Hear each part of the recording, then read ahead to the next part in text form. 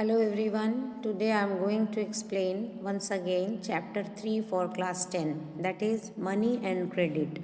In my previous video I told you about the role of RBI, how RBI supervises and gives guidelines and collects information regarding their credit and deposit that they do in their banks. Today I am going to explain that formal sector, what role is played by formal sector in India, and why rural people they still are unable and they are not depending for their financial needs on formal sources of credit, and who gets what, formal and informal credit, that I'm going to discuss with you. Already I have told you in my various videos that I have made on chapter 3 that credit plays a very important role in our daily life, because the salary that we get is not sufficient enough to fulfill the increasing needs of our life.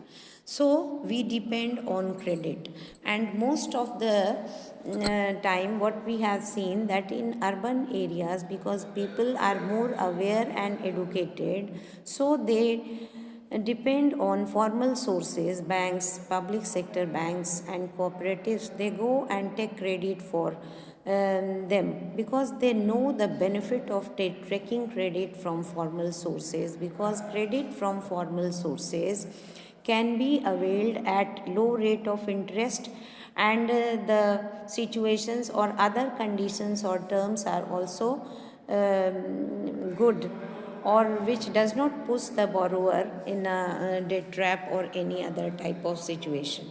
So formal sector credit, but we have seen that 50 more than 50% of our population they live in rural areas, and they do not have education and awareness. That is why they still take credit from informal sources, and they are put in a difficult situation or debt trap from where the recovery becomes very painful for them. So that is why we need to expand formal sources of credit for rural area also, so that they could also be given chance to improve their or increase their source of income, and make the credit play a positive role. So Reserve Bank of India, as I have discussed in my video, it supervises the functioning of formal sources of loans, but there is nobody, no organization or individual to supervise and monitor the functioning or activities of informal sources. RBI monitors the banks in actually maintaining cash balance, whether they are maintaining the cash balance, whether they are able to fulfill the demands of the depositor or not. RBI sees that banks give loan not only to profit making houses but also to small traders, cultivators, and small scale industries also.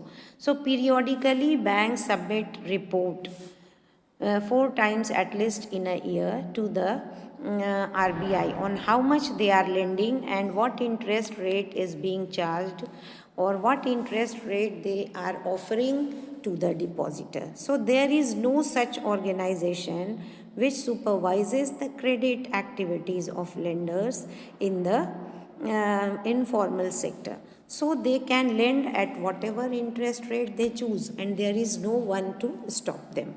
So through this graph you will know that importance of formal and informal sources of credit, why it is important and why people depend in urban area they take credit from formal sources. So the people are divided here in this graph in 4 groups, and from poor to rich, as shown in the figure, you can see that 85% of the loans taken by poor household in urban areas are from informal sources, and so 85% of the urban people they depend on formal sources, and poor, but in urban areas poor household they depend on informal sources. Means 85% of poor household living in urban area, they still depend on informal sources. So when we compare this with the rich urban household, we find that only 10% of their loans are from informal sources. कि poor people, out of their total number, only 10% of the poor people, they take their loan from formal sources. But in urban areas, the people are educated and rich, and they know from where to go and take loan, so they take loan from formal sources, and only 10% of them, they depend for their financial needs on informal sources, and 90% are taking loan from formal sources. So a similar pattern is also found in rural area.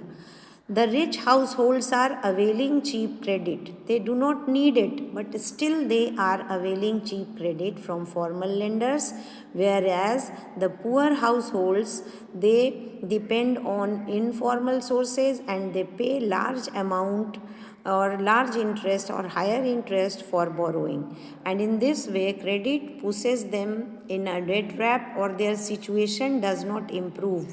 Their situation worsens because of the negative role played by the credit, or they become unable to repay the loan in time. So what does all this suggest? It suggests that formal sector still meet only about half of the total credit. Means only half of the credit needs are met by formal sources, and remaining credit needs are met from informal sources after going through the graph. So many loans from informal lenders carry a very high rate of interest, and because more than 50% of the people, they still depend on informal sources where they pay higher rate of interest, and it does very little to increase the income of the borrowers. Thus we can say that it is necessary that banks and cooperatives increase their lending, particularly in the rural area. That is why it has been advised or told that if we really want to generate or make the people self employed or improve their living condition, then banks and cooperatives should increase their lending, particularly in the rural area, so that from the dependence on informal sources of credit may reduces. So, and second thing is कि formal sector loans need to expand, means more branches of banks, public sector banks and cooperatives should be set up, and it is also necessary that everyone receive these loans. Means these loans may not be received only by affluent or the educated class, but poor people, those who are more in need of credit, they also must be given a chance to avail this loan. In my second video, again, I would like to explain this in a better way. Thank you everyone for paying attention.